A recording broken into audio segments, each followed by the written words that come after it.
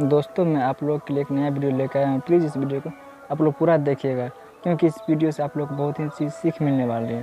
तो चलिए चलते हैं आपके अपने वीडियो को। दोस्तों हम में से कई लोग कुछ पाने की निश्चय तो कर लेते हैं, पर उस पर टिक नहीं पाते हैं। दोस्तों यह कहानी बहुत रोमांचक और प्रेरणादायक है, जिससे कि आपको सफलता के पथ पर चलते रहने और अपने दृढ़ निश्चय पर अटल रह सके। दृढ़ निश्चय का फल। राम सिंह मस्की शहर में मशहूर था। वह गंगा नदी के तट पर ही अपनी बिरादरी के साथ रहता था। उसका काम सुबह सुबह गंगा नदी से अपने मशक में पानी भरना और धनवान लोगों की घरों तक पहुंचाना था। एक दिन राम सिंह सुबह सुबह मशक उठाए बस्ती की ओर बढ़ जा रहा था कि अचानक उसकी नज़र धरती पर पड़े चांदी के 1 रुपये पर पड़ी। अरे वाह, सुबह सुबह चांदी का रुपया! हे माँ लक्ष्मी, आज तो तुमने मुझे गरीब पर बड़ी कृपया की।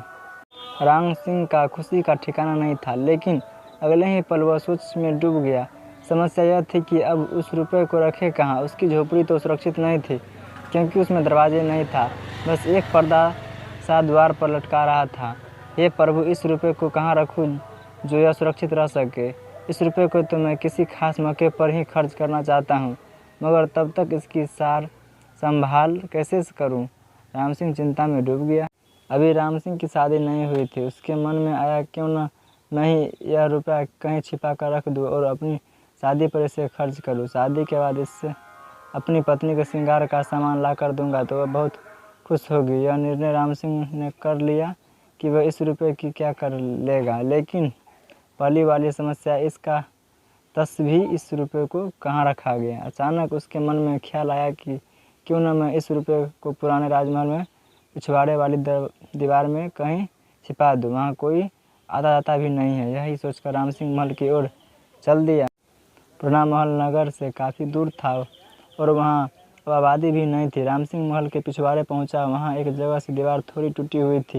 राम सिंह ने 1-2 ईंटें हटाई और अपने पत के सिर पर बांधने वाले कपड़े में से थोड़ा सा कपड़ा फाड़कर रुपया उसमें लपेट कर एक सुराग में रख दिया। फिर जो ईंटें हटाई थी उन्हें वैसे ही लगा दिया, ताकि कपड़े की पुतली किसी को दिखाई न दे। हाँ, अब ठीक है। यह रुपया सुरक्षित है न तो चोरी का डर और न ही आंधी तूफान का खतरा। राम सिंह चांदी का 1 रुपया पाकर स्वयं को काफ़ी अमीर समझ रहा था।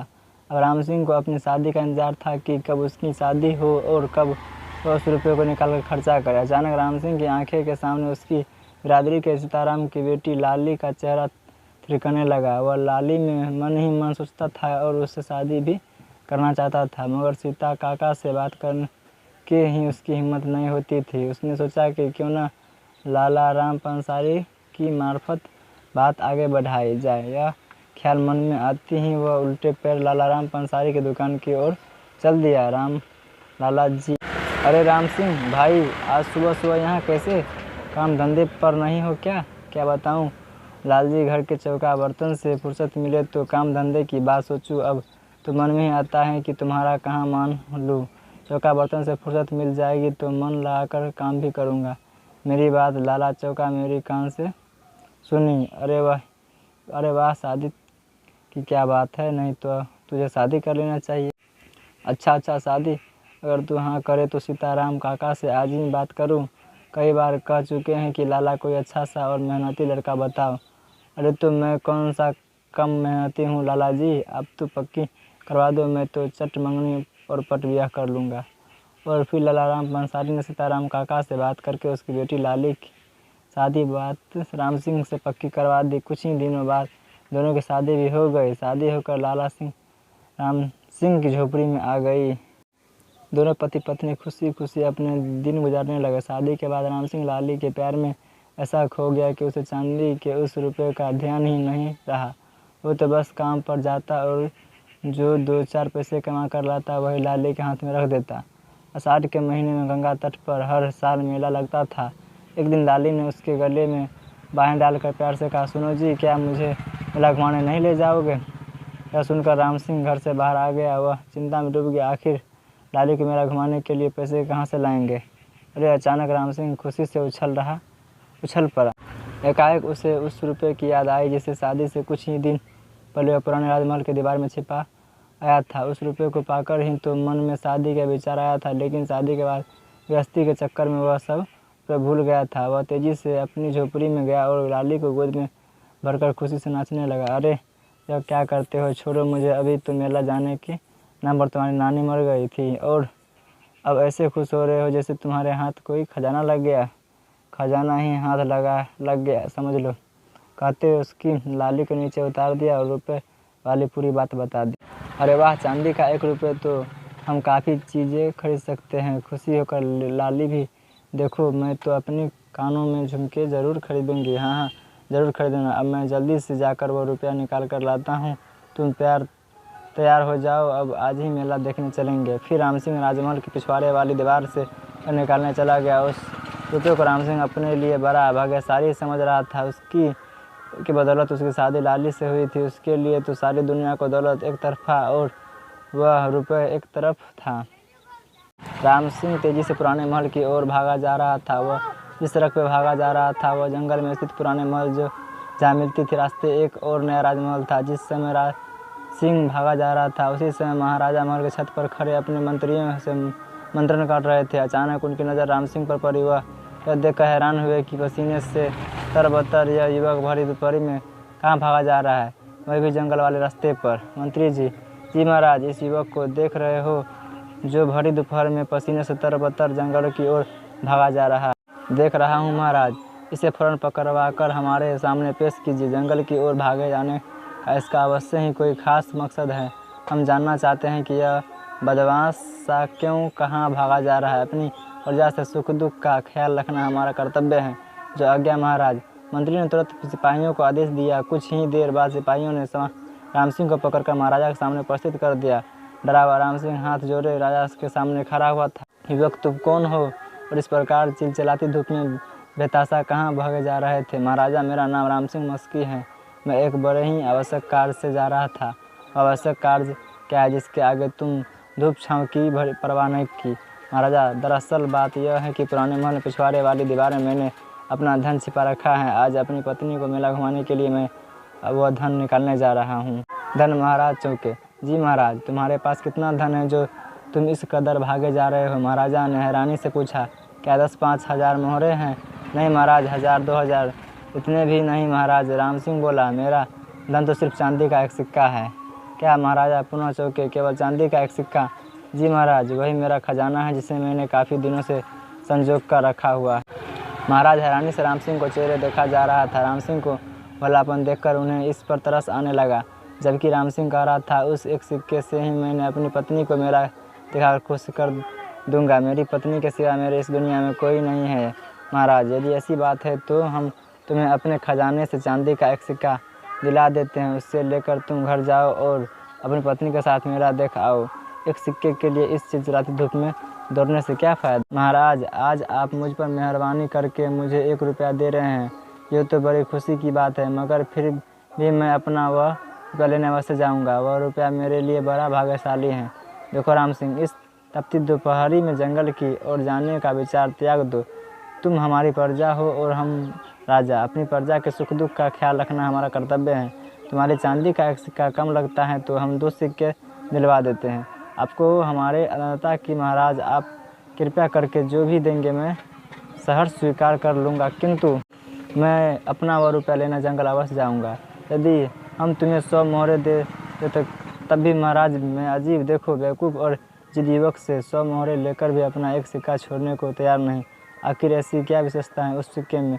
उससे महाराजा ने पूछा। अरे युवक, तेरे इस सिक्के की क्या विशेषता है जो मोहरे के बदले में भी तू उसका मुँह छोड़ने की त्याग नहीं? महाराज, मैं बता चुका हूँ कि यह मेरे लिए वह सिक्का बड़ा ही भाग्यशाली है। यदि मुझे वह सिक्का न मिला होता तो मेरी शादी भी नहीं हुई होती। यदि मैं शादी न करता तो मुझे लाली जैसी सुंदर और सुशील पत्नी भी नहीं मिली होती। इसलिए महाराजा, वह रुपया मेरे लिए बहुत ही कीमती है।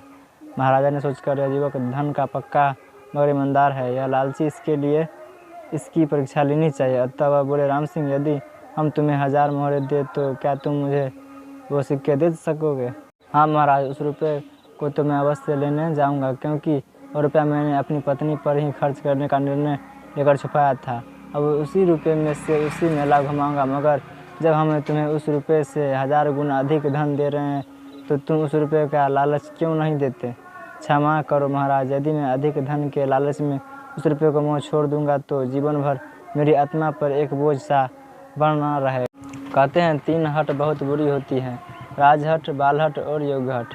जहाँ राम सिंह अपने बालहट पर कायम था कि पत्नी को उसी रुपये से मेला दिखाऊंगा, वह महाराजा के मन में भी राजहट का भावना उत्पन्न हो गई थी कि चाहे जो भी चाहे, कितनी भी भारी कीमत क्यों न चुकानी पड़े, इस युवक को वह रुपया लेने नहीं जाने दूंगा। यह सोचकर वह बोले, तुम्हें देखकर राम सिंह हमारी हट की है, हम तुम्हें वह रुपया लेने नहीं जाने देंगे। इसके बदले हमें भले ही कितने भी भारी कीमत क्यों न चुकानी पड़े, इस रुपये के बदले हम तुम्हें मुँह मांगी दौलत देने को तैयार हैं।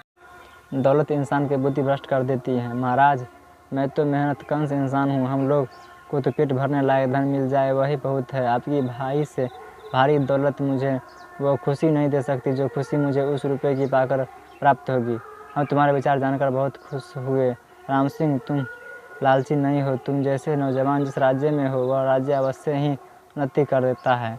हम खुश होकर तुम्हें अपने राज्य का आधा भाग इनाम में देते हैं, मगर शर्त हमारी ये वही है कि तुम वह रुपया लेने नहीं जाओगे। ओह, राम सिंह समझ गया कि महाराज जिद पर अड़ गए हैं। यदि उसने उस रुपये कोई लाना की जिद नहीं छोड़ी तो इसे इनाम के बदले दंड भी दिया जा सकता है। अतः अब तो बेहतर इसी में है कि कोई ऐसी युक्ति लड़ानी चाहिए कि महाराज को भाजन भी नहीं बनना पड़े और वह रुपया भी मिल जाए। अतः वह बोला, महाराज आपकी आज्ञा सिर माथे पर, किंतु आप मुझे राज्य का वह हिस्सा दे जो मैं चाहता हूँ। शाबाश, यह हुई न कोई बात। प्रजा को सदा अपने राजा की आज्ञा को पालन करना चाहिए। बोलो, तुम्हें हमारे राज्य का कौन सा हिस्सा स्वीकार है? हम वचन देते हैं तुम्हें वही हिस्सा दिया जाएगा। मुझे उत्तरी हिस्सा चाहिए महाराज। और राम सिंह, तुम सचमुच बहुत बुद्धिमान हो। अपने बुद्धि बल से तुम्हें हमारा आदेश मानकर हमें भी संतुष्ट कर दिया और अपना और रुपया भी प्राप्त कर लिया, क्योंकि उत्तरी हिस्सा में ही पुराना महल है जिसमें तुमने अपना एक रुपया छिपा रखा है। तुम बुद्धिमान ही नहीं, निश्चय भी हो। तुम जैसा युवक सदैव उन्नति करते हैं, हमें गर्व है तुम जैसा हर युवक हमारे राज्य में पैदा हुआ। और वह भाग्यशाली रुपया भी महाराज, जिसके कारण मैंने आपकी खुशी के आपके राज्य का आधा हिस्सा भी पा लिया। अब आप ही बताइए कि मैं उस भाग्यशाली रुपये का मोह कैसे छोड़ सकता हूँ। राम सिंह के दिन से और बुद्धिमानता के समझ नतमस्तक हो गए। उसी दिन राम सिंह के राज को आधा हिस्सा देकर वहाँ राजा बना दिया गया। राजा बनते ही राम सिंह ने सबसे पहले पुराने महल की दीवार से अपना वह रुपया प्राप्त किया और उसे चुनकर माथे से लगाकर बोला, तुम बहुत शुभ हो, तुम्हारे कारण ही मेरे नसीब जाग गए। मित्र, यदि तुम मुझे न मिलते तो न सुंदर और सुशील पत्नी मिलती और न ही राज। कहानी के सत्य कहा गया है, धुन के पक्के और दृढ़ निश्चयी उम्मीद से अधिक पा लेते हैं, लेकिन प्राप्त किया जाने वाला लक्ष्य शुभ हो या निस्वार्थ हो। इसका एक सरल सा उदाहरण हमें जीवन को लेकर देख सकते हैं। जिनका संस्थापक जाने का स्पेस एक्स, जिन्होंने जाने कितनी बार असफलता प्राप्त की, वो भी लगातार फिर भी वो अटल रहा और दृढ़ निश्चयी गुण से वजह ही आज दुनिया के सबसे अमीर और सफल व्यक्ति बन गए। दृढ़ निश्चयी एक ऐसी शक्ति है जिसका कोई तोड़ नहीं।